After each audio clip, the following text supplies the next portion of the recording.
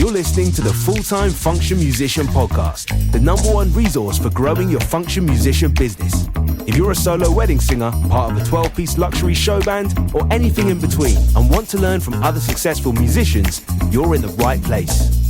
You're listening to the Full-Time Function Musician Podcast. This is Season 3, Episode 3.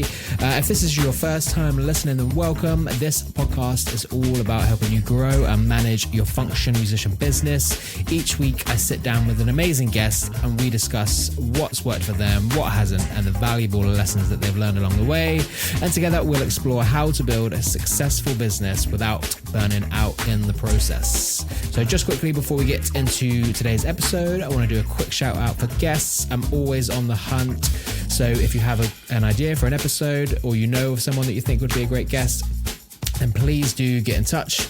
Quite a lot of episodes that you've listened to so far are from listeners who've had a cool idea for something that they wanted to chat about, got in touch with me, and then we record an episode. So yeah, don't hesitate to get in touch if you fancy coming on and talking to me. Also, if you enjoy listening to this podcast, please do me a favor and give it a share on Instagram or whatever, and tag the Full-Time Function Musician. Anyways, that's enough from me. Let's get into the episode. I hope you enjoy my conversation with Matt and Joey from Dirtbag Entertainment. You're listening to the Full-Time Function Musician Podcast, and on today's episode, I'm joined for the second time by Matt and Joey from Dirtbag Entertainment. Guys, welcome back to the podcast. Hey, how you doing? We are back. I'm so happy to be back. I've been looking forward to this all week. How many podcasts do we need to do to get a mug or a badge? Three. That is three. Okay, yeah. Cool. We'll definitely get that organised as well. So last time you guys were on, which was actually probably like over a year ago now, I think, which was Season 1, Episode 11, we went into your story, musicians turning into agency owners, and how you built that brand and the clear niche that you've got. So definitely go back and listen to that episode if you haven't. But for those that haven't listened to that episode, could you give us a brief description on who you are and what you do and what Dirtbag is all about? Matt, you got the awesome sign behind you with the logo. I feel like you're well versed to. It's like I'm at Dirtbag HQ, isn't it? Yeah. It's like you're at Dirtbag HQ. So I guess, yeah, the abridged version is me and Joey met working at one of the big wedding entertainment agencies years ago, and basically sat there moaning about how things should be done differently and how a lot of the bands weren't cool, and and all those sort of things that you do when you're in a job. We decided to launch our own band, The Hustle. We definitely fast-tracked things because we had a few, a bit of insider info into the industry. So we sort of moved things really, really fastly with the band, really quickly with the band. But then do you remember COVID? That hit just as we launched the band, which threw a spanner in the works, but it didn't hold us back. So we sort of worked on things behind the scenes, launched the band, loads of gigs were happening. We were dead busy, loads of inquiries. So we kind of, again, a shortened version, we decided to launch an agency where we could use those inquiries we're getting for ourselves with the band to help other bands and get other bands booked and stuff like that. But we wanted to sort of dial into the alternative pop punk emo kind of thing. So our bands are all a little bit more edgy, a bit more in your face, proper bands, it's like there was that ethos, and then the ethos of like musicians first, as like having worked there, being musicians. I think those were the two like spearheads of what we're doing. And now we are. When did we launch, dude? I actually don't know. It's all such a blur. It will be 2 years this October coming. So Jesus, that's flown. So it's like practicing what we preached. Really, that was the ethos from the get go, and now we're here, a couple of years in, and it's looking good. It's all fun and everyone's happy. So yeah. I mean, it looks like you guys have been super busy. It looks like you're always kind of bringing on new bands. So I mean, I think because last time we spoke, I think it was about March time. Maybe I'm wrong about that. But so you'd only been going maybe less than a year then, if that maths makes sense. Yeah, it will be. So, but really interesting to kind of hear how this second year has gone, what you've learned, and all the good stuff like that. Wow. Well, what have we learned? We've learned that 2 people can't run an agency. That was a thing we learned not long ago. It's like we obviously were in a really, really busy band. 2 of us were doing it. And and it was like we were doing two really busy jobs. Things got crazy. I think because Matt and I are very, we're both much in the same with the way that we work. We're quite fluid. We're happy to work on phones, like at whatever hours, and do whatever we can. And when you work like that, you don't quite realize the amount of hours that you're actually putting into your business. And it's a lot more than a normal 9 to 5. And the feeling of like never being able to switch off, plus doing like the high octane gigs that we're doing with the hustle. Yeah. There just gets to a point where, not that it was like anything bad was happening, but we just felt like the growth of the business was like there was a ceiling on it if it was just us two, that we're going to be doing that forever. So yeah, I guess the biggest news that we've had with Dirtbag is that we have brought someone else into the fold. And that was really, really big for us and really strange because the business is so fluid with the way we work and everything that we do. And then we thought, like, we've built this, it's like our baby from the ground up. And if you bring someone else in, it's like, well, who do you pick? And are they going to mess everything up? And how's that dynamic going to be? So I know we talked a lot last time about bringing on bands, but bringing on someone else as like part of the business to work with us, not just for us, has been a strange thing. I don't think I've ever hired someone in my life. Yeah, so is that a full-time employee, like, or a freelancer or part-time, or?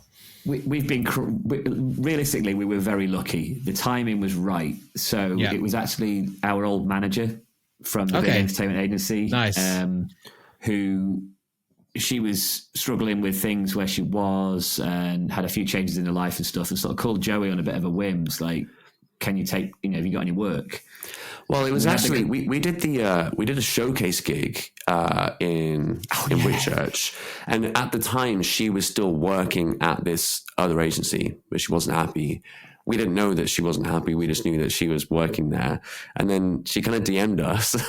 It was like, "Can I come along to the showcase?" And then Matt and I's WhatsApp were like, is she a spy? Can we let her in? It's going to happen. It was we also like, we know her and we're really good friends and we've been friends with her for years. And we're like, well, there's no reason to say no, but are we being naive by saying yes? Because she could be spying. And we're like, what's the worst that can happen? Yeah, come along, enjoy some bands. And then that's when she kind of mentioned, like, just kind of dropped the seed of like, by the way, I want to get involved. Is there space? So then the kind of chat happened with Matt and I of like, can we do this? Should we do this? Does it make sense? And then before we knew it, it became the biggest no-brainer ever. Yeah. We should say her name, by the way, Annalisa. What a legend. Yeah. Should we listen to this? Hero.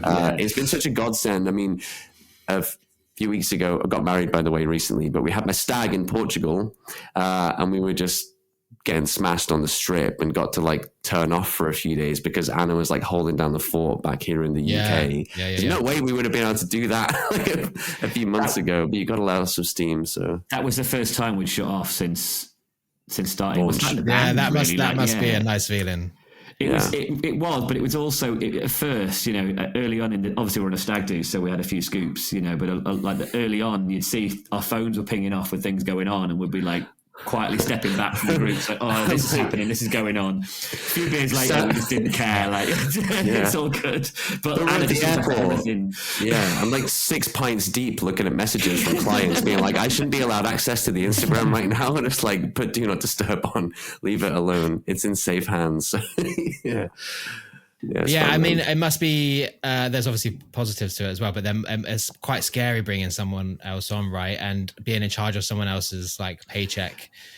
I honestly couldn't think of anybody else that we would be able to take on. It would be scary if it was someone else, I think, Jack. I think we got really, really lucky, to be fair. So I think if Anna hadn't had asked that question and come to us, we wouldn't have taken anybody on. Right. But in hindsight now, like having her dealing with a lot of the day-to-day, a lot of the things that we just struggle for time to do, means that we can focus on other things, so we can look for more bands, we can do podcasts, we can do bits and pieces that we just, going back a few months, we just didn't have time to do at all. So we sort of spread the workload, but because of who Anna is and what she knows, we don't need to watch over her. Yeah. So we kind of, the conversation was like, you're as equal a part of this business as we are. We all work together, and we know with her that she's as committed as we are as well. So, she will do work at 8 a.m. or 9 o'clock at night or whatever, like we would, so it's, we're blessed. So Anna, when you listen to this, thank you. We love you. You're amazing. Yeah, that is lucky. I mean, I've brought on a couple of people doing freelance work and things like that, and it's insanely hard to find someone that has the same passion for your business as you do. And it's really lucky that you found that, as you said. Yeah, for sure, man. I mean, we kind of respect that would kind of be the case no matter what you build. I mean, even with the band, with the hustle, I think that all the guys that are involved in the band are very, very passionate, but I don't think it can match what Matt and I have for it because we built it. And that's just part of running any business, I think, is that like you have to have that energy, and you can bring people on that will respect that but you can't make them ever work as hard as you. They never will be able to because they haven't got it in their heads, or that's not what they made. So we never expect that, but we're quite, like I said, quite lucky and blessed to have that energy from Anna. And, you know, the team is still very small, and I think it makes sense for it to be small at the moment. We're so fluid. We never have meetings about meetings. We just do, which is great. So it's all about action and moving fast. So is that giving you a better like work-life balance as well? From doing this? I think that answers it nicely.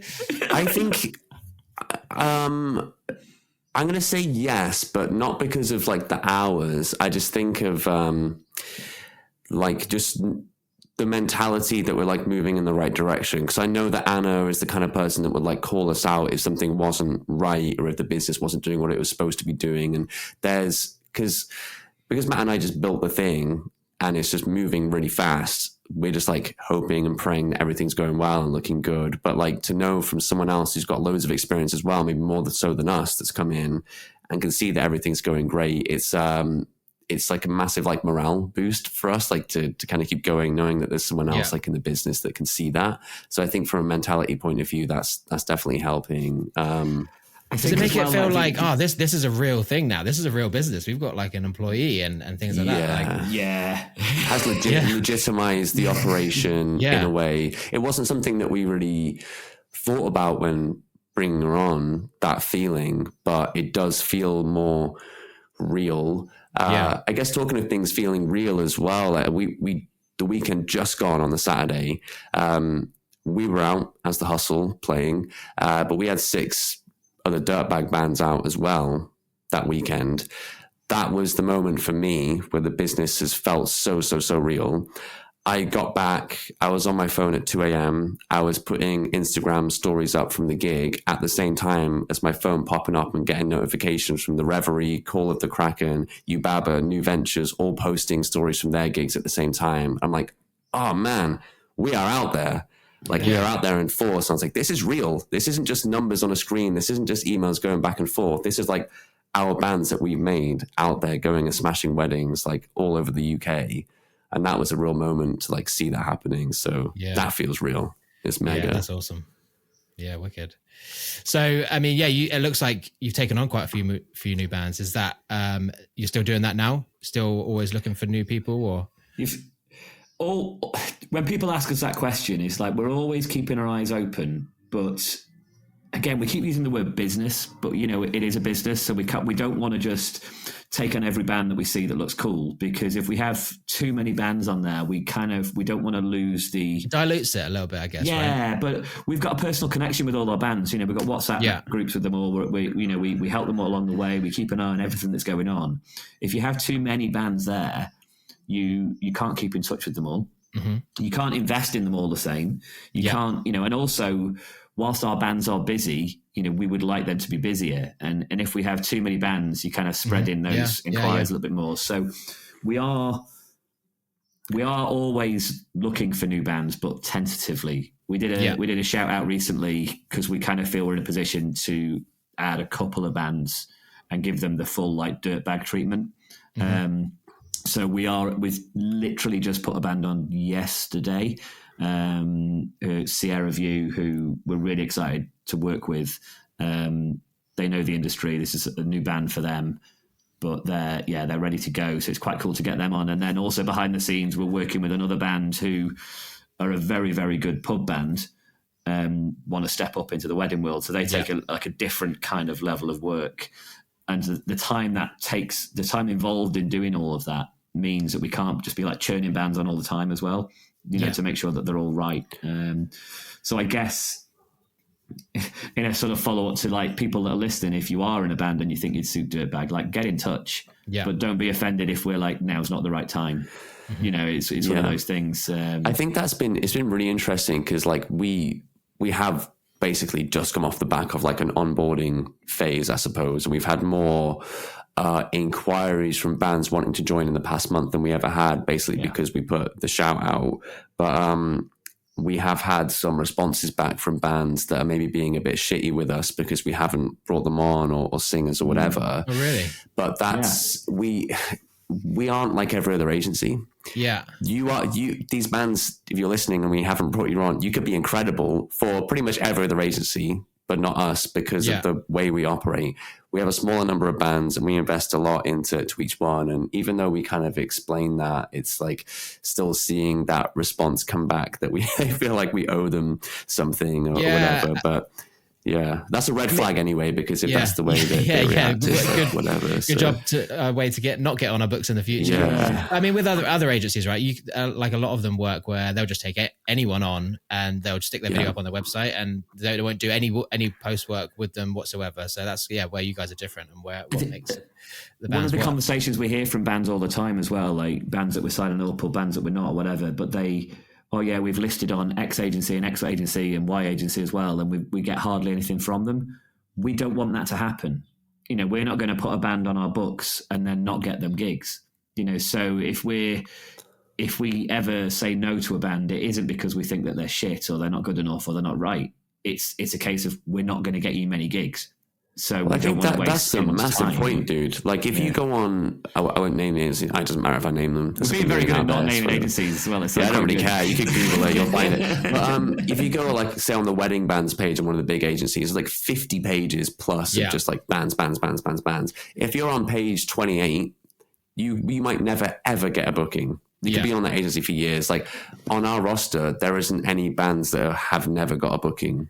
Yeah. So it's like that's just not what we do. That's not what we do. We don't want to bring people on to make that happen. So that's why we keep things as they are, because we've seen it. So So obviously you guys definitely focus on bands more than anything else, but do you ever see going into solo stuff or duo stuff or anything like that, or anything that is still alternative but not quite the band? Anything that will suit weddings? That is a conversation, man. That is a conversation we've been having.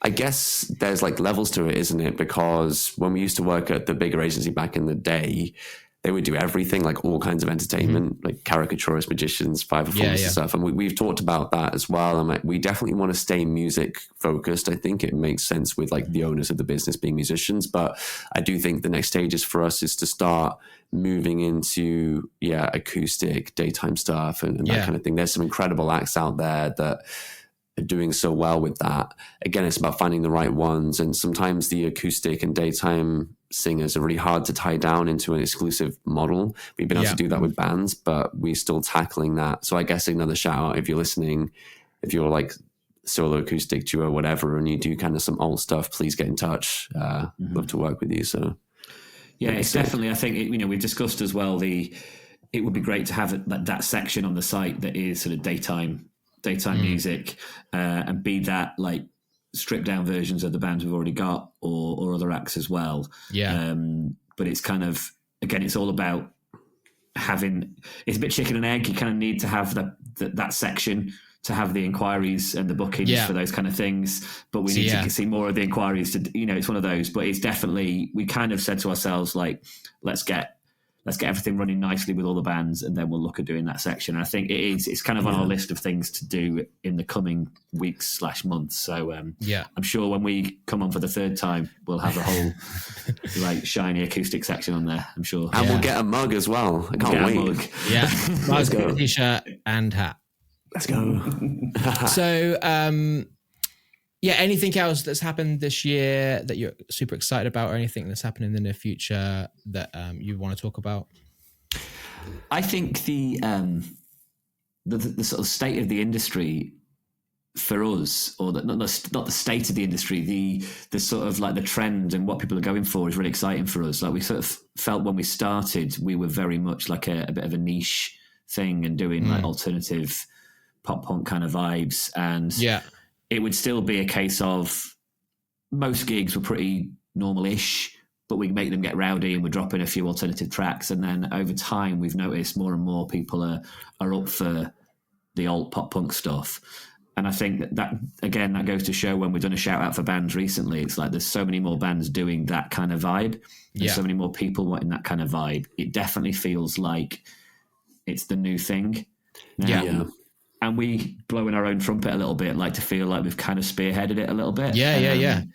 And again, blowing our own trumpet, we're kind of like with the leaders in it. There's not many like alt wedding band agencies out there. In fact, I couldn't name another one. I think the mission for us is the team's small, the business is small in comparison to the big ones. It's like whether we feel like we're ahead now or spearheading it, like how do we stay there and how do we do that? Because like the other agencies have like money and rep and the musicians, and like if they really knuckle down, they could do it. But part of me kind of feels like it just won't have that same charm or authenticity to it if they make it happen. So still feel like quite a happy like place where we are. And if we keep doing what we're doing, I think people can see through it and see that what we're doing is just that little bit different. So yeah, it's cool. But I'm excited as well. Like after hearing what Matt said, it felt like a newer thing when we were doing it, and now it is just a thing. We see it all the time. Be spammed with Facebook ads if you're in the wedding world, and like when we see another agency putting out like a new pop punk band or the 10th one or whatever, and it's like this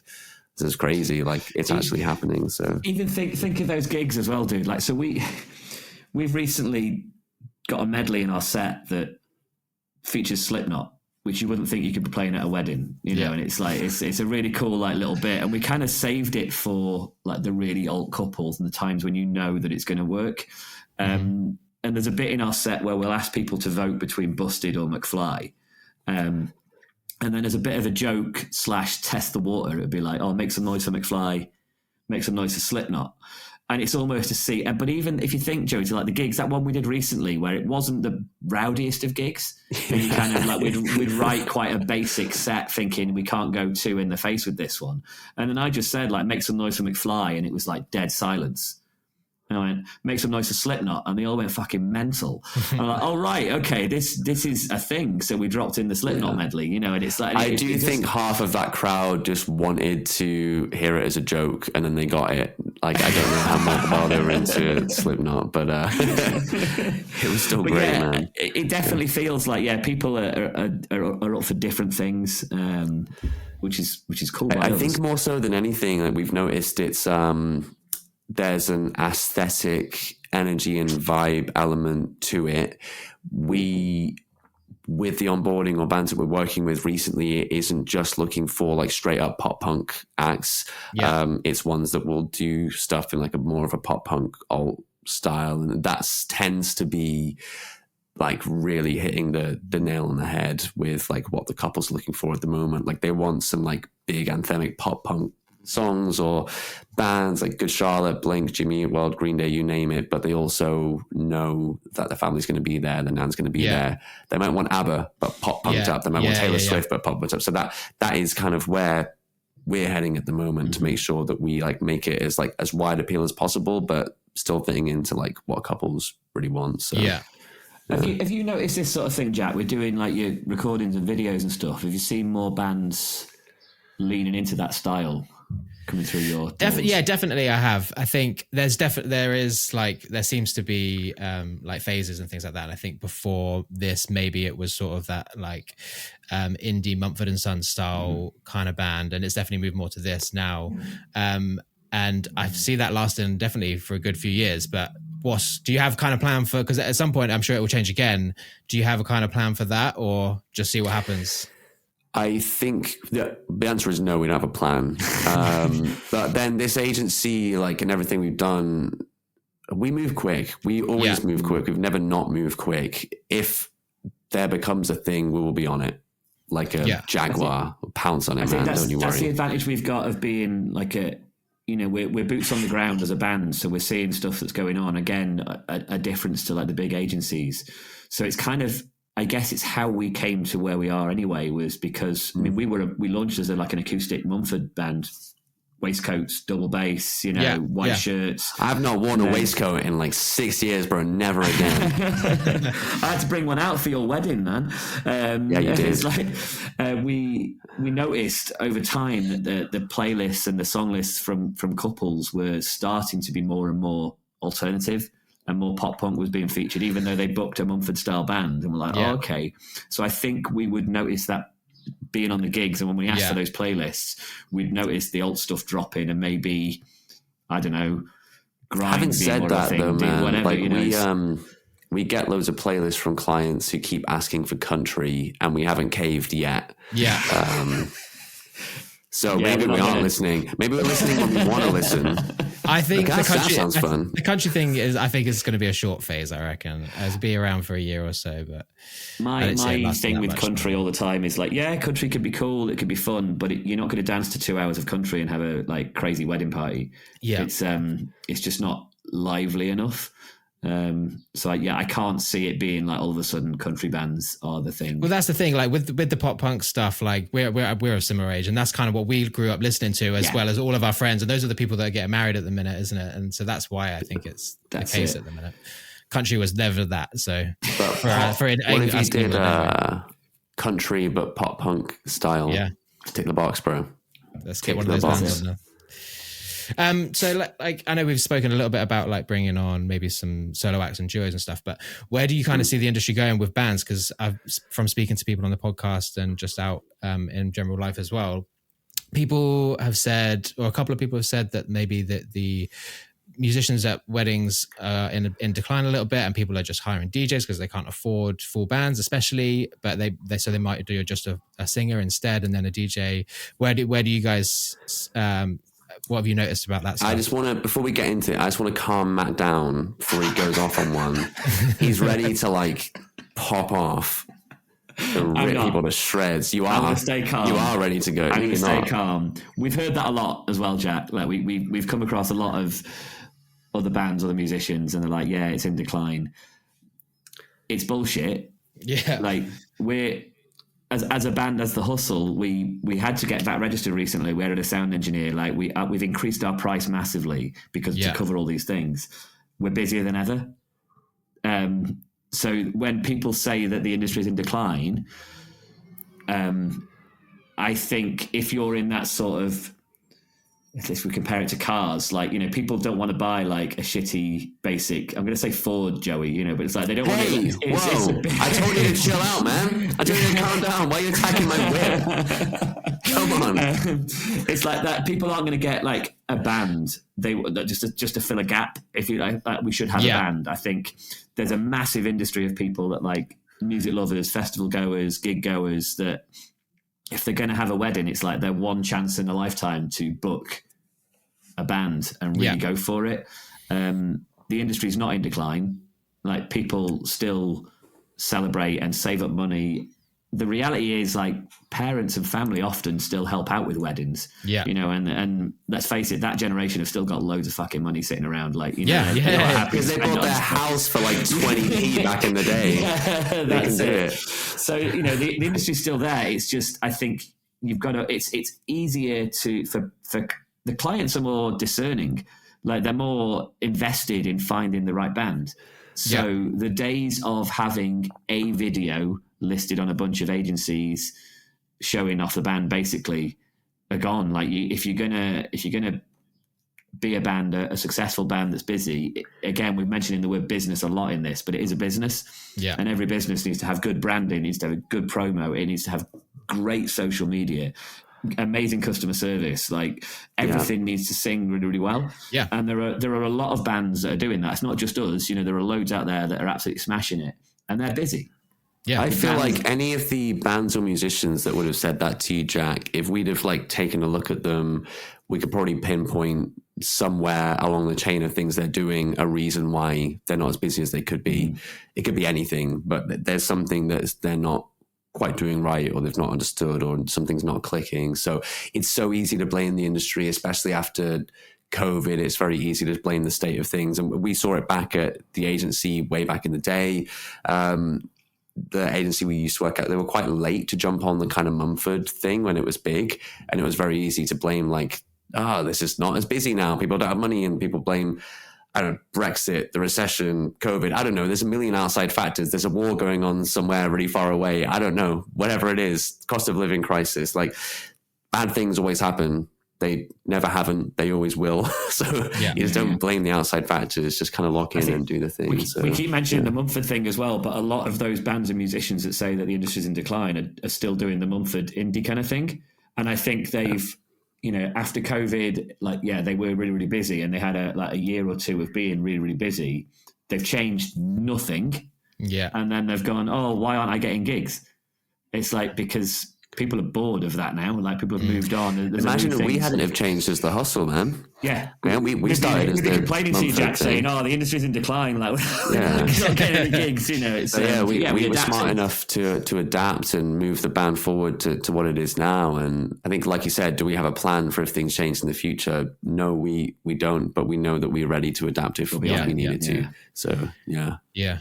Yeah, I think for me, it all comes down to that niche, and you guys have found that. And the people that are struggling, it's not because the work isn't there; it's because it's too saturated, and they're not standing out above the rest. I think there's a snowball effect as well. We certainly notice, and it's something that we say to all of our bands is, once you start getting the good gigs, and by the good gigs, I mean, again, a price point comes into it, but the gigs where the clients maybe paid a lot more, they're really invested, they know that they've got a really good crowd of people, they know that their wedding is going to pop off.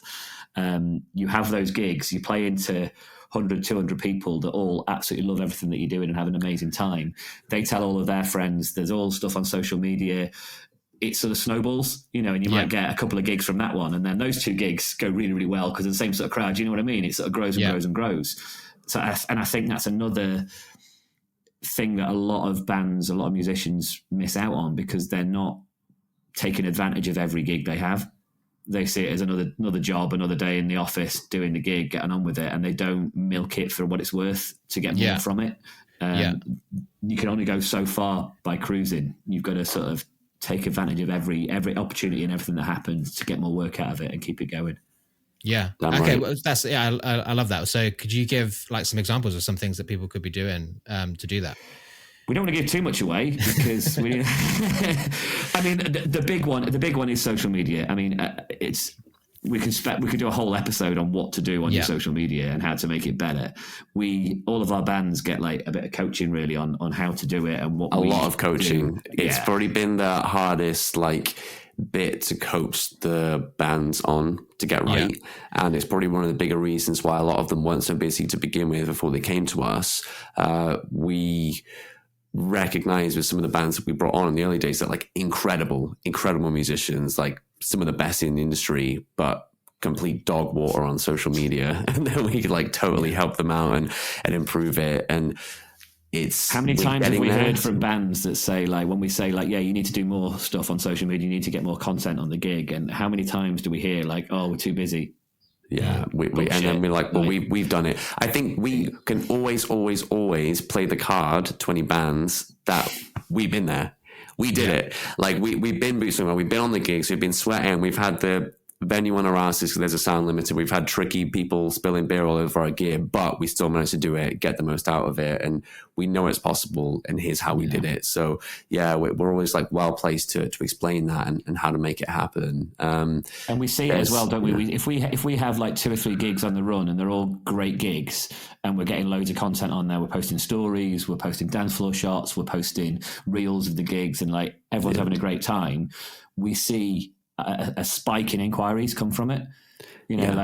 How many we got a handful from a gig that we played on Saturday. The venue shared it onto their story, and we get a bunch of inquiries saying, I saw you play at this venue, I'm getting married there, can you give me a quote? So it's sort of it's more marketing, it's more promo by doing that social media all the time. I think there's a quality angle that I'm definitely so keen on making sure like maintains with the bands putting stuff up, and like we see it with maybe some other agencies who have bands on and they ask them to do social media, but they haven't told them how to do it or what to do. So they'll put something up that's actually like a detriment to them. It makes them look bad for a couple. I mean, I don't know if you want to explain, Matt, what happened with the booking we stole from we were better. Like, and again, this is the big agency thing as well. They have lots of bands, they get them in, they're young, they're inexperienced perhaps, and they shoot great videos, and then people book them based on that one video. They have little to no social media presence at all, and we can definitely tell that the big agencies have said, and whether it's in response to us and what we're doing, but we'd like to think it is, they've said to their bands, like, you need to be more present on social media.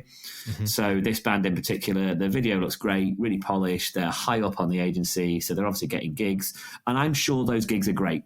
I'm sure they do good gigs, and I'm not saying anything against the band at all, but all they got on their social media was a few shots from when they shot the video, a few clips of the video, and then there were 2 videos that were literally a phone placed at the back of the stage and filming the gig. It didn't look like the best gig. It didn't sound very good. They weren't particularly performing. They were just stood there playing, and there were these 2 videos there. And so a client contacted us to get a quote for us, and then said, oh, actually, I've booked a band, but I've seen their Instagram account and they look shit. So I'm really disappointed. So now I'm trying to get my money back from the agency. They got their money back. The agency, to be honest, I don't think they could defend it really. It looked really, really bad. So it kind of goes to show what Joey's saying. It's like, bad social media is a detriment to the band. And I also think that's a fear that bands have. How many times have bands said to us, like, they don't want to post a video because it doesn't sound great? Like, we get that. We understand that, but there's so many things that you can do, so many like bits and pieces that you can post and get sorted to make it look good. So do you have like a process that you give to your bands then that's saying like you have to post a certain amount of times a week or do certain things in that?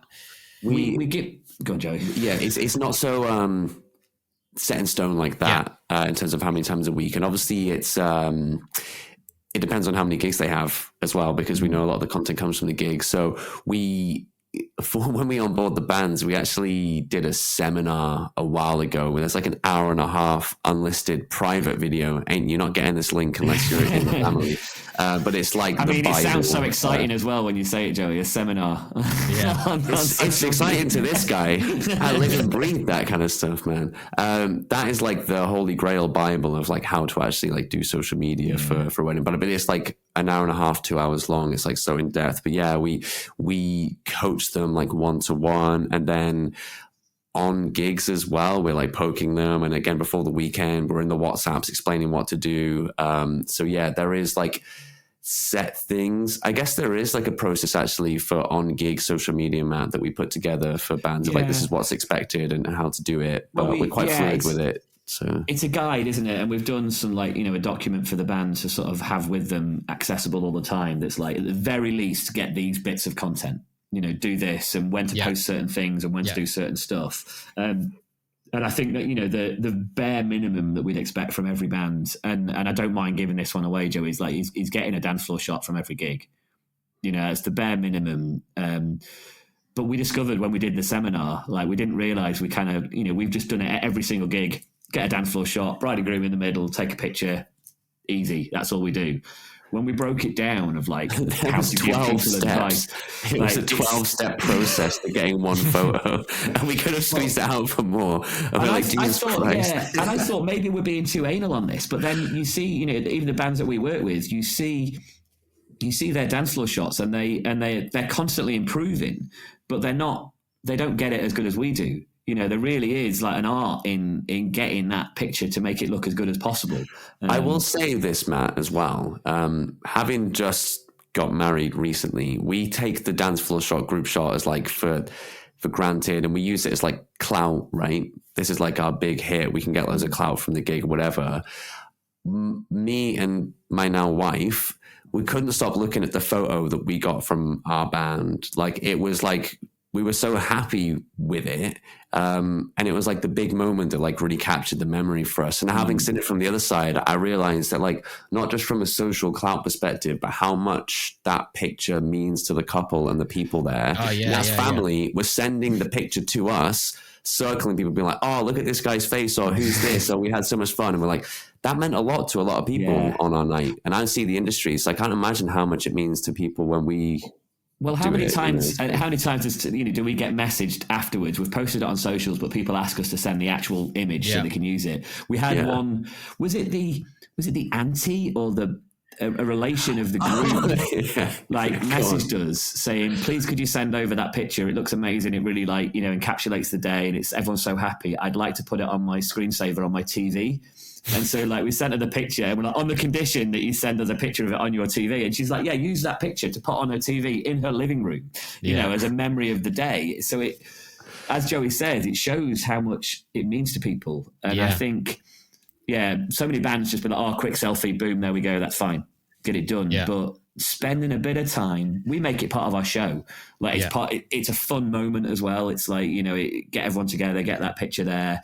And like I say, all those steps that we take to make sure it's banging every single time. The groom I had on Saturday, the photographers were like, oh, he's sick of photos. He's done with photos. And like, he just wants to get in and party now. And I could see him getting fuming because they wanted to take them out for more portraits. And the groom was like, nah, I'm done. I don't want any more photos and stuff. So I thought like when we did the group shot, I'd like call upon it. I'm like, Jack, you got one more photo. I'm so sorry, brother. Come in. Let's do the thing. I was like, make sure you smile for this one. I know you're done with it, but we're going to have some fun and stuff. So it's all about like being aware and having banter with it. And like, we're taking more time with those photos now and being okay with the space and setting it up. But you need the charisma to kind of make that happen in front of like 100 or so people. So yeah, there's so much to it. But yeah, you can have that one for free, man. And anyone listening, that's what you need to do. So, we've been very careful not to give away all the points. So we'll see all these dance floor photos popping up that aren't quite as good. And you guys will know that you're the ones that spearheaded it. Yeah, exactly, man. To be fair, we kind of nicked. I guess we nicked that. That's the experience from back in the day, man. When we worked at the old agency, like that was something that we told those bands to do. Way back. So, and we knew it worked, but it was quite different back then. I think things have changed now with the way that you could get more out of that photo than you used to. So, but we've learned, you know, again, we keep talking about all the steps involved in it, you know, and I guess we haven't necessarily, we didn't sit down and discuss how we're going to make that photo the best. It's just happened over time, you know, and the advantage we've got of doing so many gigs is that you do try these things out. It's like, you know, it's like with a musical part of your set as well, or a song, you know, that you've got lots of gigs, you can try it out. If it doesn't quite work, why didn't it work?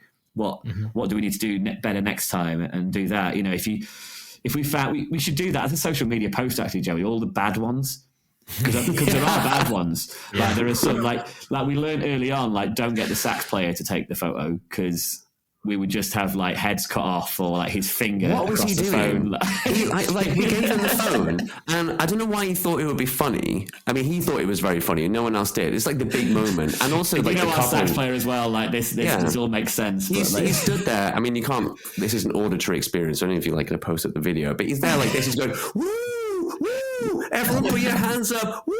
And like I look at it back and it's just a blur. Like none of them were usable. I'm like, why did you do that? Like what made you think that was a good idea? We just couldn't post it. Like for God's sake, man. So yeah. So there are a few of them. There are a few of them. So let's talk about some of the bands that you signed then. I guess what you look for in a band before they come to you, and maybe even bands that aren't coming to you, but just what's good to make yourself appealing to other agencies as well. I would say, Jack, the things that you would think that we look for probably aren't the things that we actually look for when it comes on to bring on maybe an exclusive band with us. I will say maybe the first one you might not think of is the actual availability of the musicians. We've been burnt by that in the past when bringing bands on and investing and then realizing that the band honestly aren't as available as they said they were to take bookings. We have all the chats and like, yeah, we've got loads of dates free. And then we see their calendar and it's like, but you haven't got that many dates free and the key ones are taken up. So we were definitely hot on that this time around with the onboarding of... We're really hot. Like last time, if you remember, we'd ask them and then we'd spend thousands on a video and promo, and then they'd send us the calendar and we're like, oh shit, like we can't get our money back on this because they're not available. Whereas now it's like early on, we're like, show us your calendar. Like, we need to see your calendar, and we get quite strict about it, but there's a reason, it's like, we don't want a band that we can only cherry pick a few dates to get them gigs, because on the flip side, they'll then come to us and be like, why aren't you getting us gigs? It's like, well, you're never available. Well, I'm available on these weekdays. Everyone's available on weekdays. Like, So that's a key thing, isn't it? It's weird because you wouldn't think, like, you only know to do that because having learned from not doing that in the past. So we've been so, it's a blessing, like for where we are at the moment. We've been so picky this time around with the onboarding. Like there are bands, if this had been like phase 1 of Dirtbag, more of the bands that have come to us would have joined the roster this time around, definitely. But we've been like really brutal with it, and for a reason, because we know that the pitfalls of like how it works with the way we do things and stuff, and it could be the tiniest thing that could hold a band back. Like they could have everything in place, but for example, they might just like never dep or refuse to, or like won't have deps and stuff, and that just causes problems down the line. We know that. So unless they're willing to compromise, and I think that's something that we've learned as well, is like we need to compromise sometimes for the bands, and they also need to do the same for us to like meet in the middle to get something that's sellable. I think that's a key one as well, is the fact that the bands need to listen. Because we do, you know what musicians are like, and bands, they're really proud of what they've got and proud of what they do. They feel they've built up a reputation and they've got a brand or whatever it might be. And then we say, well, yeah, it all looks cool, but to get gigs, you need to change this, this, and this. And then, well, that's not us. And as soon as you get that resistance early on, it's like, well, if you're resisting these little things that will get you more gigs, what's going to happen down the line when we ask you to change things? Like we're not in the business of ripping bands apart and changing everything and saying that guy needs to go or you need to wear that. That's not how we work. But if we're suggesting a few things, like often a big one at the moment is like you've got bands that are doing like pop punk and alt stuff, and they're really, really good at playing Bowling for Soup and Good Charlotte and whatever. And we say, yeah, but you kind of need to do Mr. Brightside as well. You need to do some Taylor Swift. You need to maybe do Proud Mary or whatever and do a few of the classics. If they're like, well, no, we're not going to do that, so we can't work with you then because we won't get you the gigs. And that ultimately, that's what it comes down to, is like any changes we make are to get the band busy and earning money. That's what it's about. It's a business. But if they're not prepared to change a few little things, it isn't going to work. We're talking about all the behind, like you say, it's all the things that you wouldn't think. Obviously, they've got to sound great and look great. And be cool, that's like surface level stuff that I think that you would think that we would look for, and it is. I mean, obviously, if we come across like a video or a band that looks and sounds incredible, we'll start moving things forward and start having chats and seeing what happens, and then see if we can get that resistance. I mean, resistance is a good word, actually, Matt. I think sometimes that we actually push for that to see where it is, because every band has a line.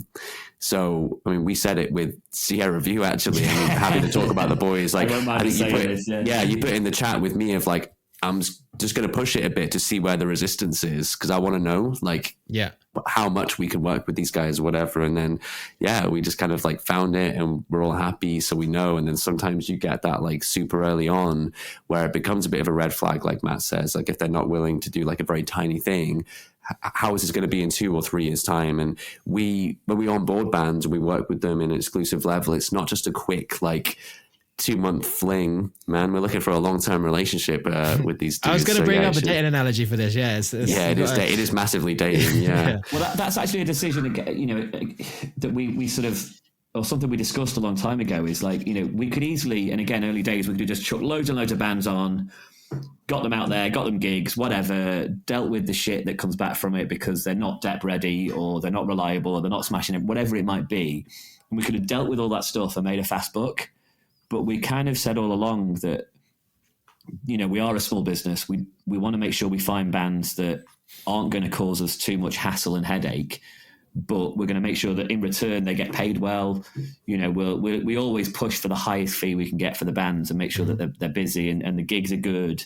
And we want the long term. We want bands to be with us for 5, 6, 7 years, so that and let's be honest about it. After a year or two of working with us, we don't need to do anything with them.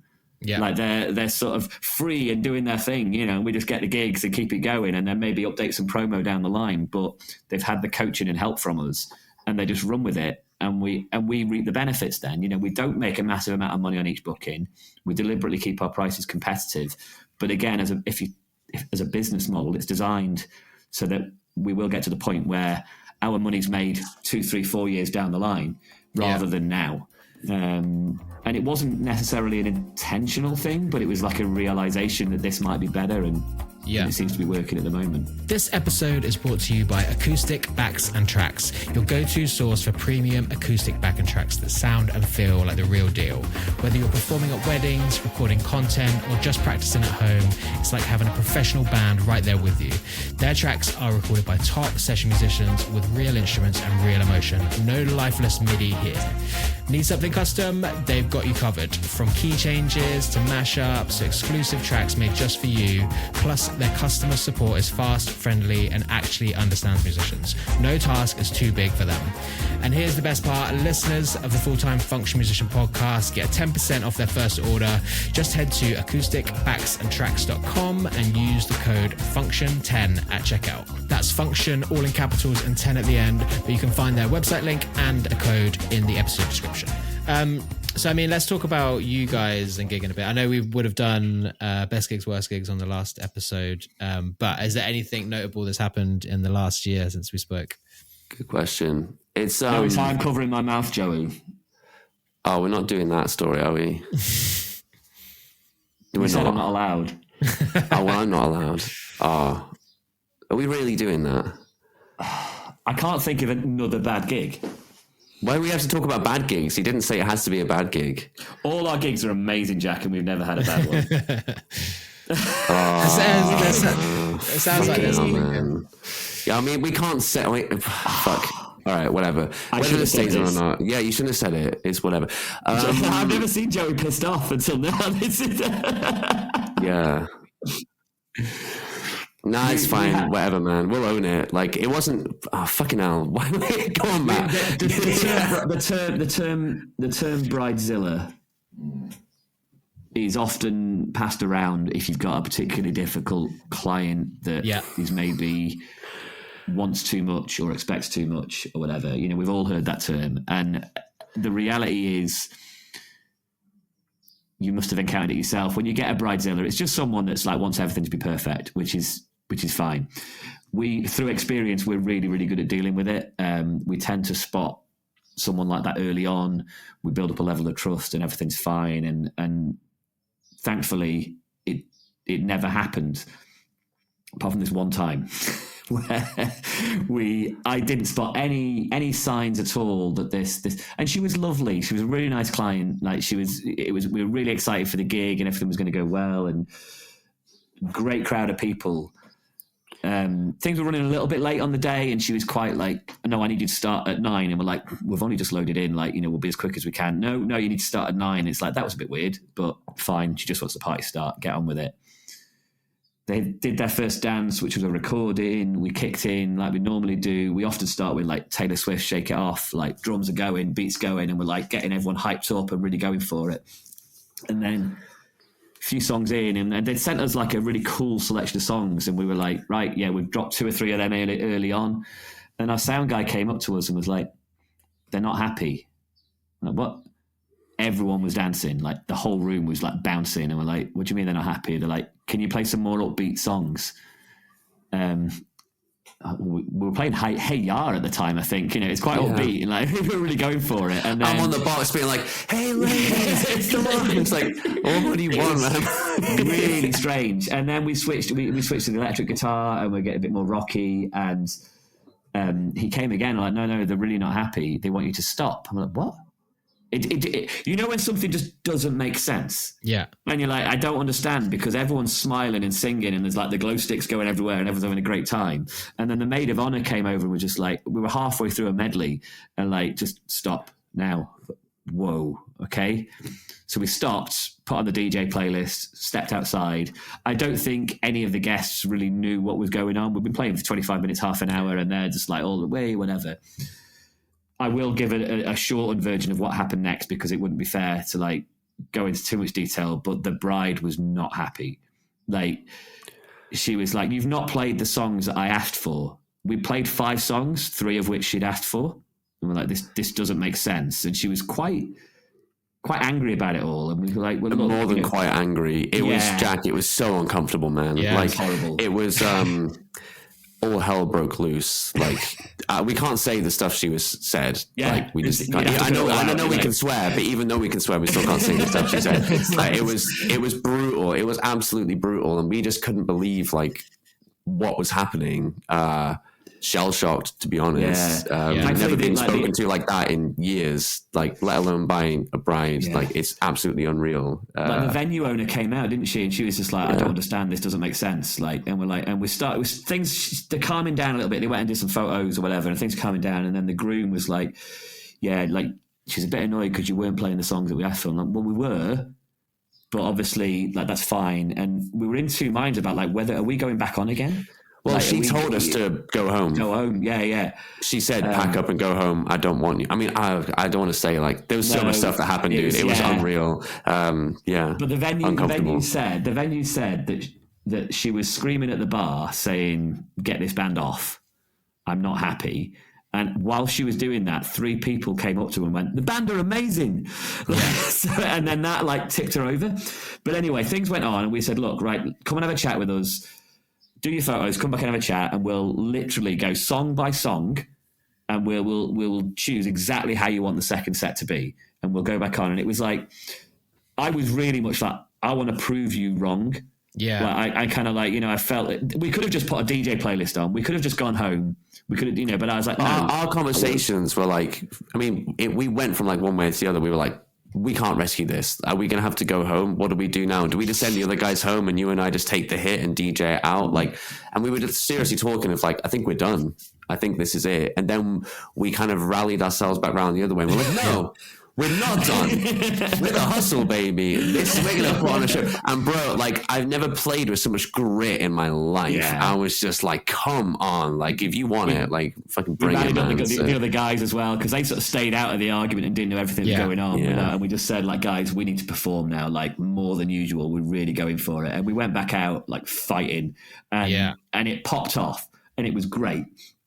And then I'll never forget this, the very end when we finished, the bride came over to me and like cautiously sort of came over and gave me a hug. It was like, are we friends now? I'm like, and she just said, look, I just really hate Taylor Swift.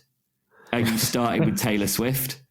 We send a questionnaire and we ask people to say songs not to play and stuff like that. And she didn't mention at any point she hates Taylor Swift. And then she said, so that just put me in a bad mood. And I've seen so many bands play the same stuff, like, and they cater to old people, and I booked you guys because you don't do that. And then my auntie came over and said the band are great, and that just tipped me over the edge. She didn't want her aunt to like it. She didn't want, basically, she wanted us to come out and like piss off the old people. But we're all inclusive, we get everyone on board, and that's the kind of what you do as a wedding band. So she was happy in the end. We rescued the situation, but that 20 minutes, half an hour. I reckon if you'd have been there, Jack, you would have said, don't bother going back on, boys. It's done. Donezo. I think most bands would have said that. I think if it wasn't our band, if I was on like an agency band or just like a debt musician, and if that had happened to me, I would have said some words back and I would have packed my car up and gone home. Yeah. But we have a rep. And we're proud of what thinking we do, about those only 5-star reviews. I was thinking about the argument afterwards when she asked for money back and stuff like this. I was just sort of thinking of the bigger picture of the situation. One bad review can change a lot of things. Exactly, totally. Yeah. So, we're not about that life, man. Yeah. So that is our one bad gig that we weren't going to talk about. I've done now. But we did prior to this, we were discussing, like, you know, because we did. I'm sorry, Joey, but Joey said we're not going to talk about this, but I wanted to. We did sort of say, like, they're not necessarily good and bad gigs in the sense, but what we have noticed is, and we'll talk about price point again, we've still got a lot of gigs that were booked maybe 2 years ago before we listed our prices up. Mm-hmm. And we definitely noticed the vast difference in somebody that's booked us. I mean, we're $2,500, $3,000 for an evening. 2 years ago, it was half that, sometimes even less. And when you still see those gigs that were booked 2 or 3 years ago at the lower price point, and then the night before you've had one booked at the higher price point, it's not all about money, but the difference is mental. Like, people will quite happily go, wedding band, oh, these guys look good. Oh, they're £1,300. Cool. Yeah, I'll book them. Yeah. People won't do that if the band are double that fee.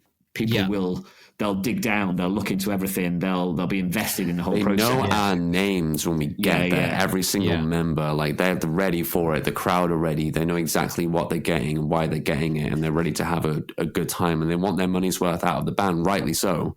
So, I mean, we put 100% in anyway, but the crowd gives more on those gigs. It's absolutely unreal. If you're going to drop $2,500-3,000 on a band, you need to know that you've got the right people that are going to go. You're going to dance. You know what I mean? You're going to spend your time outside vaping with your auntie, chatting and being like, "Oh, I only paid $1,000 for these. Whatever, I don't mind. If they're on, they're on. I'm going to go party with them." So but we find as well, like, bad gigs for us. Like, we have, you know, we even prep in advance. Again, we've done enough gigs to know it, and we sort of say to each other, "It's like, we're going to have to work tonight. Like, we're going to have to do things," and we sort of take the gig to them. You know, you've seen the scenario where it's a wedding and, like, everyone's just sat down and not going to get up dancing. We'll make them. Like, we sort of get up, and Joey's in their faces with the microphone. I mean, Joey will physically grab people out of their seats. On Saturday, there was like a table, you know, like the stand-up tables where people put, like, the drinks on. There was one, like, next to the dance floor, and this, like, group of guys were, like, watching, enjoying it, like, properly. And they just had, like, pints stacked on the thing. So I did the wall of death thing, like, set them up ready to go, and I was like, I've got enough people here, but this guy's been watching for the wings. I want to get him. Went to grab him, and he just, like, full on death clutched the table, like, wouldn't let go. So I had to get, like, guests to help me, like, pry him off there and drag him up. And, like, the more resistance he gives, the more I'm, like, targeting this guy to come up and party. But then he stayed on the dance floor all night. He just needed to, like, break the seal and, like, get up and stuff. So I do get a bit handsy in the second half, actually. But how many times have couples said to us, "Oh, we love how aggressive you get to get everyone dancing"? You know, we've said it before. Our job isn't just to play tunes; it's to make it a proper party and get everyone dancing. Yeah. So the bad gigs aren't bad for long; they just require a bit more work. Yeah, you know, depending on at what point in the season. Yeah, I was about to say that. Depending on how busy we are at what point in the season, I really enjoy those ones of, like, getting it over the line and being like, we made such a difference tonight. Of, like, without us, like, we're sometimes looking, it's like, imagine if they didn't have a band, not even us. Imagine if there was, like, nothing here, like, it wouldn't be the same. But knowing that we, injected some kind of energy into the evening of, like, we made that happen. So it feels good. And then on the flip side, there's gigs like Friday. You know, it's like we you know, you sort of we take for granted sometimes the gigs where, like, from the moment you start, you do the first dance and, like, everyone's bouncing and everyone's going for it. And like, Friday was really, and it's obviously you have like, sort of, what's the term? Recency, but what is the term, Joe? You must know it. Yeah, recency bias. Is that the one? Yeah. So, like, you know, I'm still buzzing off Friday. It was like, there was a client there who'd seen us 3 years ago, who'd had us at her wedding 3 years ago. And obviously it was quite nice to sort of see the step. There was a lot of people that had seen us before and kind of familiar faces. It was a hot, sweaty day, but a venue that we knew we could make work in a hot, sweaty day. And it just popped off. Like, there wasn't a moment where most people weren't on the dance floor. It was like a real gig on a stage, and it was so much fun. I mean, I nearly died. Like, literally, my honestly, I was dead at the end of it. Like, it was just, there was nothing left. You know, I've never seen you like that, man. Like, you're out the back, you're like, I think I'm going to be sick. Like, you felt so rocking out for that long. Yeah, but it was so much fun, man. They're the ones that that we live for. We've got one coming up this Saturday. There was going to be similar, I think, as well. Yeah. I've learned to maybe we're victims of that, maybe, Matt. Like in the WhatsApps before the gig, we're like, I did it actually to ourselves. I'm like, let's strap in, boys. This one's going to be a big one and stuff. I don't think we should do that anymore, because I like to just go in and like manage my expectations, because sometimes the ones that we've hyped up to fuck haven't been the best. And then other ones where we're like, tonight might be a shitter, boys. The venue a bit tricky. The playlist isn't that great, whatever. Turns out to be amazing. You really never know. April was definitely one of those, man, where like we had a few back to back, where the one we thought wasn't going to be good was the best one of the lot. So I'm just going in now, and I know that we've got it in us to like make it happen no matter what. So that's the way. I think now at this stage we've kind of seen every kind of gig. I feel experience really helps with that. So the amount of times that we get there and it might not be going to plan or whatever, and something's a bit weird, we'll kind of reference another one. Like, oh, do you remember this one? And we did this and it worked really well, or this moment will be good for that. We've got so many strings to our bow to help out in those situations. It's just sometimes you have to think or work a little bit more than others, So the long and short of it is best and worst gig. We don't have bad gigs. They're always good in the end. Just some are harder work. Yeah, that's it. Yeah. Awesome. So, I mean, just before we sort of wrap up into the last little bit of the show, is there anything that you wish I'd asked you, or anything else that you'd like to discuss? Don't think so, man. There's no more memories of that gig ever again. Let's park that. You look traumatized when he was telling the story, man. Bro, if you were there, you'd be traumatized too, just by osmosis, just from being around the situation. Rough. Maybe I don't know whether this is a thing that just something I thought that's a cool bit of like change that we've had as well. Like, we mentioned our price going up and stuff like that, and think that registered, but we made a decision to add a sound engineer like 18 months ago. Yeah. And I know a lot of bands have sound engineers. It's not anything unusual, but there's a hell of a lot of bands that don't, and it makes sense. You can run the sound yourself. We did it for a long time. Modern technology, you can get decent setups, and it obviously saves a cost. Having to pay an extra guy. I mean, our sound engineer is the biggest earner in our band. He does really well out of it. But in fact, if you're listening, follow at SF Audio. I love this. Not only does he provide PAs and sound engineers to people, he does like travel videos whenever he's doing gigs. He does a day out beforehand. It's hilarious. But they're massively unhed travel videos. It's like everything you'd expect a sound engineer doing a travel documentary to be. Like it's a bit weird, but he got some flack, I think, going to Brighton and started walking around filming people saying there's too many unemployed people here, what's going on, and just posted it up. So that's the kind of content you can expect from SF Audio, plus PA fun stuff as well. Why wouldn't you follow? Getting him on board, and I think it was a big step. I mean, obviously finding the right guy was important. We treat him as like a fifth member of the band.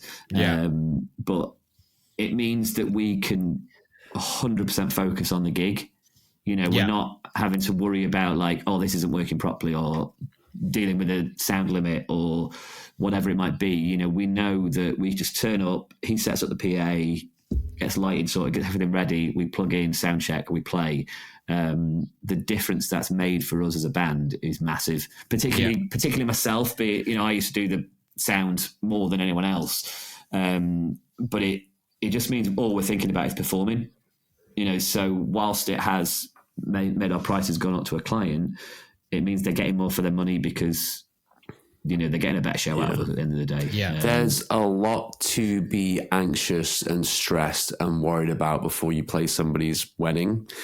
One of the biggest ones, definitely for us as people who aren't like incredible at doing sound, is like the room and how it's going to sound, and sound limiters or something breaking or whatever it is.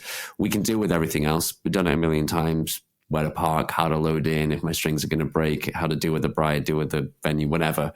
Do all of that is fine. But to hand that big chunk of potential anxiety or stress just over to someone else, you can like have a bit of spare energy to rock out, is such a win. I don't think we'd be able to maintain like the number of gigs, yes, but the style of gigs and how we play, I just don't think it would be the same if we were still doing the sound ourselves. It's been mega. Since you upped your price, did you notice that clients are actually less hard work than the lower paying clients?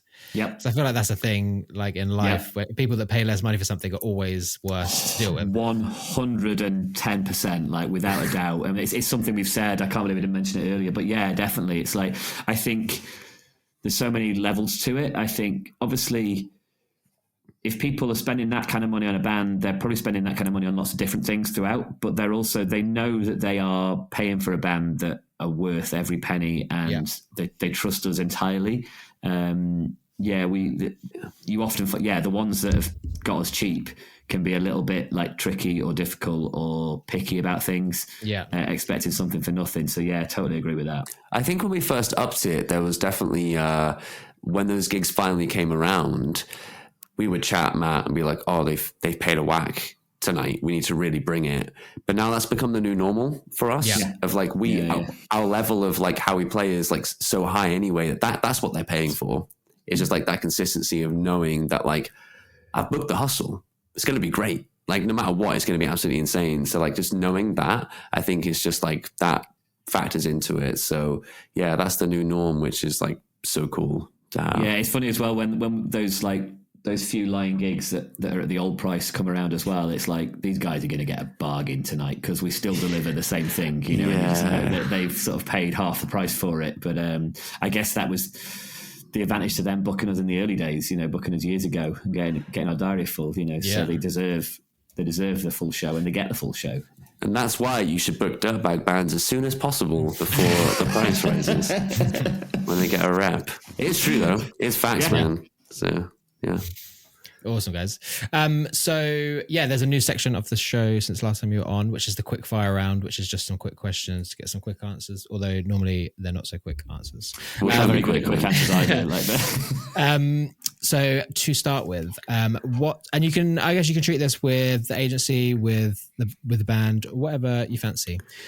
So what's the most effective thing that you've done to market yourself or your business? Video. Yeah, promo video. Yeah. There you go. One nice and short, didn't you, Jack? Yeah. But to put some more meat on that, like actually investing in it and spending time and money to make sure it's shit hot. Yeah. You've seen our videos. You not cut corners, Joel, right? Yeah, we use Joel.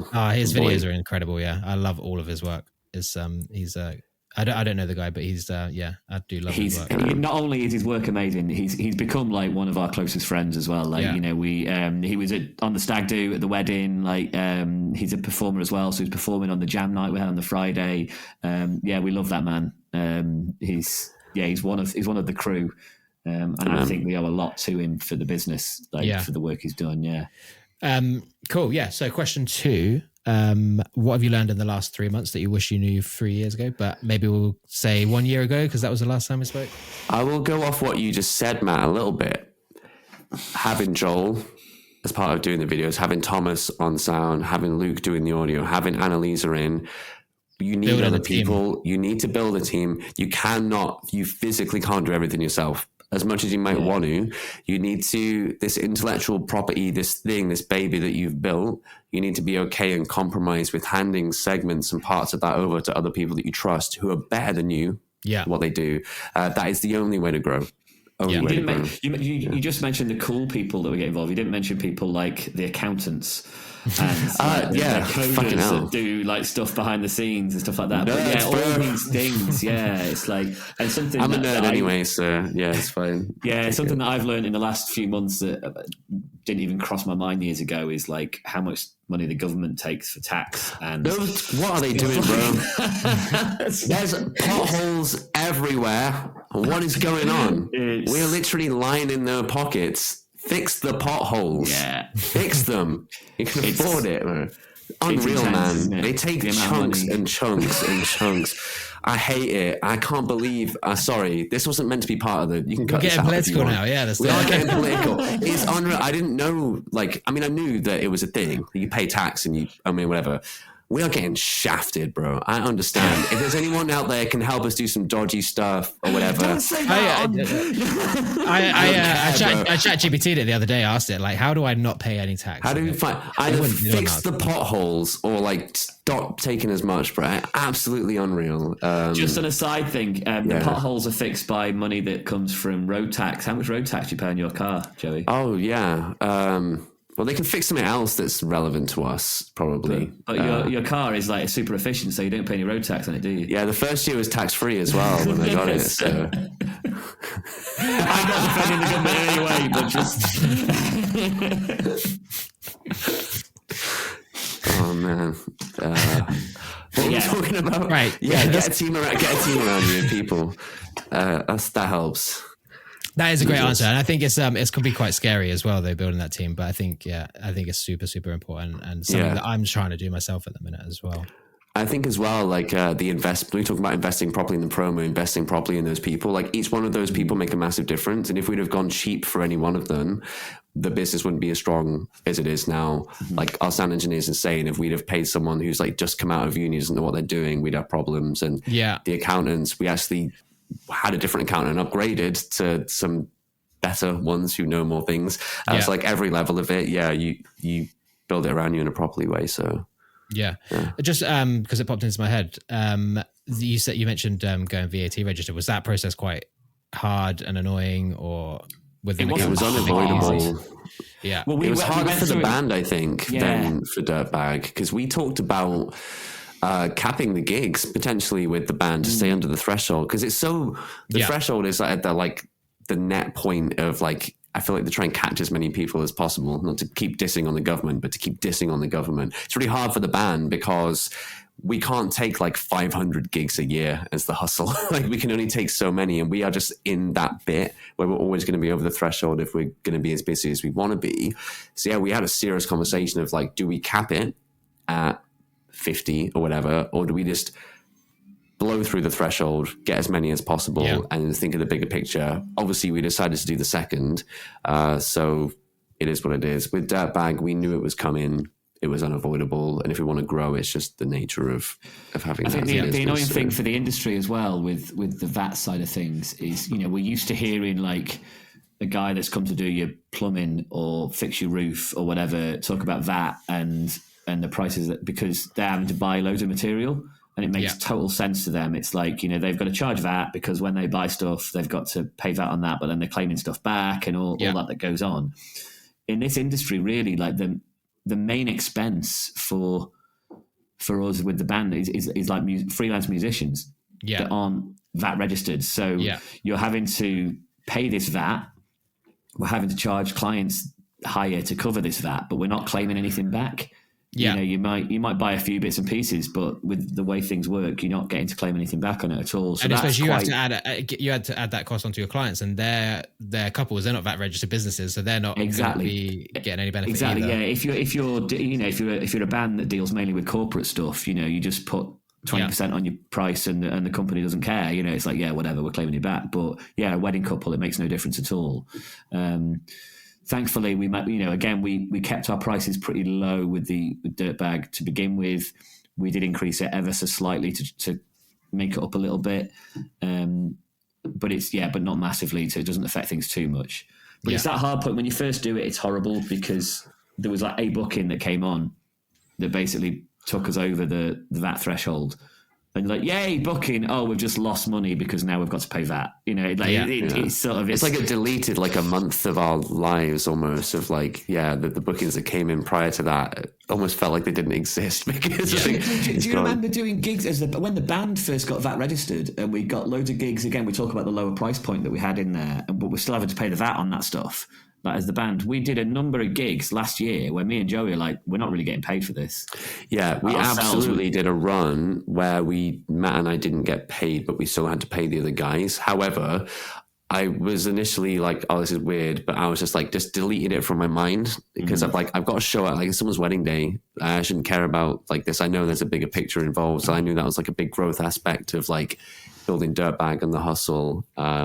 So yeah, we still showed up. It definitely was none of them were performances where it looked like we weren't getting paid. That's all I'll say. It still like showed up and smashed it. So yeah, strange.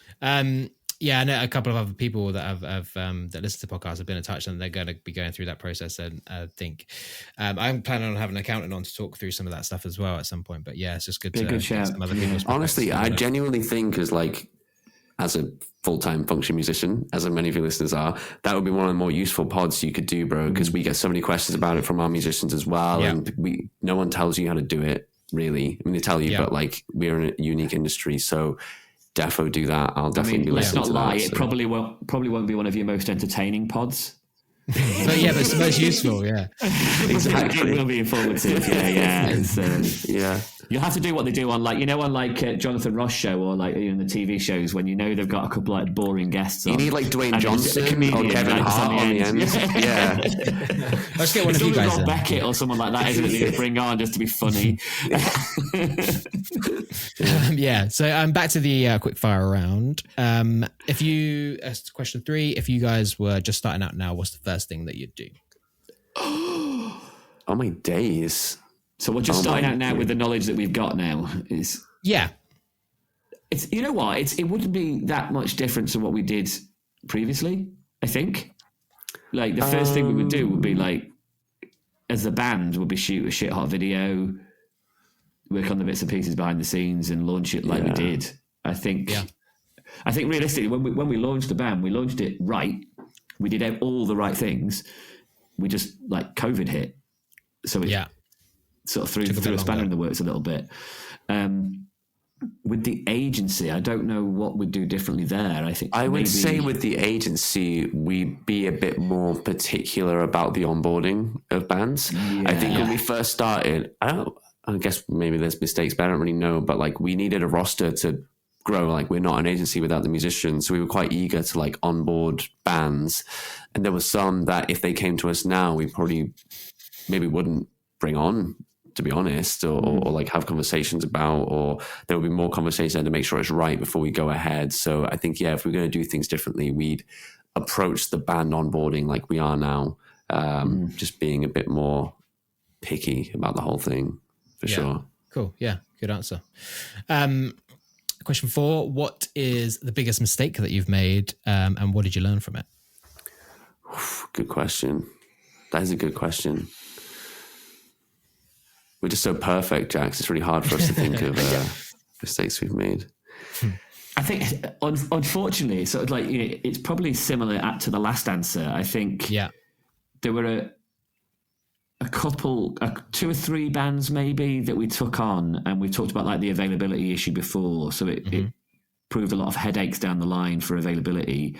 We had inquiries for them, but then we couldn't get them because they weren't available. And then they'd be like, oh, well, where are our gigs? It's like, well, you're not available on the dates that we're getting inquiries for. I think like that's been the biggest mistake that we've made. I think we like to think we're very clued up and pretty savvy when it comes to like biz stuff and like chatting with other people and musicians and that. But I feel like maybe that was one aspect of it that we may be slightly naive on how we onboarded and the conversation we were having and the levels of trust that we could put in each other, because it's a two-way thing, and we know we need to earn that. We know the band needs to earn that, and there's like things that we have to iron out, like going into it. So I think that would probably be a mistake that we potentially made, is maybe like trusting each other. We should probably add though that those mistakes in air quotes, like they've worked out absolutely fine now,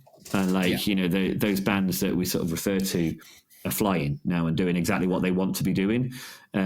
So it's not a case of us sitting here, if the bands are listening, it's not a case of us sitting here going, oh yeah, we shouldn't have signed those guys up. Like, they're doing great now. They're doing exactly what they want to be doing. Onboarding is different these days because Dirtbag has a bit of a rep. Like when we first onboarded our first batch, nothing was there. There was no existence of anything. So we're speaking to bands and like, hey, we're building this. We want to do this with you guys. And we had rep as Matt and Joey, as in we used to work at a big agency and we're founders of The Hustle and everything's going great. But Dirtbag on its own didn't have a rep at that point, didn't exist. Yeah. So it's different now when we're onboarding. They see what we're about. They see the bands going out being busy. They can trust a bit more that we're going to do what we do, which is great. We kind of had to do the hard sell, didn't we? Like to some bands, like we really had to convince them that they could trust us and like it would be a good move, particularly when you're making a band exclusive. You're basically saying to a band, like, you know, you can't take gigs from anywhere else. Like, we will look after all of your gigs. Yeah. They're putting a lot of trust in us. So we did have to do that hard sell. And I think that, again, that shows with our recent sort of shout out looking for bands. Our inbox has gone mental now because we've got a rep now as an agency. People want to be part of us, so we could be a lot more selective. But the early days, man, it was hard to convince people that we could be trusted. Yeah. That's really interesting. But I guess that kind of how it goes when you start a business. You've got to earn that respect and that trust. Anyways, last question. Do you use any specific tools or apps to help manage your business? Yeah, yes. Bro, but we ain't telling you nothing. That's secret sauce. How dare you? Yeah, we do. Such a dick. Yeah, we're really heavy on automating a lot of stuff with the team being as small as it is. We have some smart dudes dotted around the world. We have some dudes in America. Got a dude in Norfolk. Yeah. It's dotted around, man, helping us build some cute custom stuff. We do use a lot of things. Obviously, we're using a lot of things on socials to deal with messages from clients and stuff like that. But the CRM, the monolith in the background that's working was a labor of love. Yeah, I think a big thing that we looked at getting like a custom CRM system that did all the things that we wanted to do. Like we had an idea in our head of what we need to happen. But for that kind of thing, like, do you remember the conversation we had with the dude? He's like, yeah, you're not in a position. He didn't even give us a price, but it's like, yeah, you're not in the position to do this yet. Like, yeah, okay, basically like cold shoulders us being like, you ain't business people yet. Come on. So we kind of like, we've cobbled together a few different things. There's some clever stuff online, like the likes of Zapier that can link bits and pieces together. So we have a load of things, and it's not perfect. There's a lot of moving parts, but it's allowed us to build a system which we can then, like, I think maybe later this year, maybe next year, we can go to that big company and be like, look, this is what we want. Can you make it all work in one place rather than lots of different things? Yeah. So in answer to your question, I guess what Joey said, yes, there's loads of stuff. Yeah. We don't want to give it all away, and also it's too much. It's not an entertaining podcast. Jack, are we being more cagey than last time we were on? Because I do feel like that is like There's a vibe, case a little bit. Sorry, bro. We don't mean to be that way. It's true though. Like, and we did discuss this beforehand. It's like, because people are watching us, like, and we don't want to give everything away. Like, only this week, we like Facebook posts will be like literally copied by other bands and stuff. Yeah. Virtually. It was literally like a second. It's unreal, man. I won't take too much offense to it. And there's like, we've had it in the past as well when we do stuff with the band or the set. We put videos up and we see other bands doing the same, and we all learn from each other. We would have nicked something from someone else way back in the day, but we do just kind of notice that like there are just more eyes on what we're doing like this year compared to last year, which is a good thing. Which is cool. I guess we've got to keep some stuff behind the scenes, haven't we? So for sure, we appreciate it. We try and be as transparent as possible. You guys have been great. Stuff, like this has been a really fun episode as well. I absolutely love what you guys are doing. I love your whole ethos behind everything, and it's really good to hear that you guys are doing so well with it all as well. Thanks, man. Yeah, it's good to be back. It's a nice benchmark actually, because a lot's happened in a year. So it's cool to catch up. I think, when we do things like that, when we like sort of come back again onto a podcast, we realize ourselves like how much has happened over the last 12 months. When you're in it and it's just happening day to day, and it is literally every day we're doing things and talking about stuff and things are moving forward. You kind of don't notice what's been achieved over the last 12 to 18 months. So it's quite nice as a bit of a diary entry almost, isn't it, to do a podcast? Yeah. Sort of say where we are. So, I mean, on that kind of note, have you got any sort of plans for the rest of this year or anything going forward? Well, this year is definitely like a full force. Bands are out gigging now with Dirtbag, which is like so cool. So I think we hopefully is going to see a natural growth from that snowball. I think one of the things I'm probably the happiest with Dirtbag is that the bands are starting to build their own rep. Yeah. It's not being propped up by the hustle anymore, which it kind of was when we first started. That was kind of the whole idea of like the hustle's so busy. We got more inquiries than we can fill. Let's do it. Now we have other bands out there that people are messaging directly on Instagram or seeing gigs or leaving comments on stuff, and like their name is out there now. And I think that is something that we're going to like continue to see growing, which I'm like super happy about. So I think just putting more energy and more time into those bands, their brand and their rep is going to be like the next move. But we don't really know. Something else could happen between now and the end of the year. Things move quick over here. So yeah, we'll see. Yeah. Awesome. I mean, yeah, that pretty much brings us to an end, I think. So just to finish off, if people want to follow you guys and check you guys out on Instagram or whatnot, where would you send them? Do you want to do the handles, Matt? Do the sign I was off? hoping you would, because I might get them wrong. But yeah, the band is at the Hustle Band UK on Instagram and Facebook. And TikTok. Do we do that? TikTok? We should though. Maybe that's a plan. I do want to tackle TikTok again, but then we have more people we could do that. Yeah. You know? And then the agency is at Dirtbag Entertainment Agency. Or if you go on to dirtbag-entertainment.com, you'll see all of our kick-ass bands. And it'd be a good time to sort of start following as well, because the summer's going to be mental. And there's lots of things going on, so you'll be able to see all our bands out in action and stuff like that. Yeah, awesome. Yeah, it's been I always enjoy checking you guys out on Instagram and stuff. You've always got good videos, and like all the bands that you work with all seem great. Like they're the best, Jack. They're all great. They're unreal. Awesome. So I mean, thanks so much again for coming on, guys. It's been a pleasure. It's been great to catch up. Thanks for having us. Yeah, thanks so much, man. We'll look forward to pod number 3. Get my mug finally. So there we go. I really hope you enjoyed that episode. I just want to say a massive thank you to Matt and Joey for coming on and chatting to me. Make sure you go check them out on social media. Anyways, that's it for this one. Take it easy, and I'll catch you next week for episode 4.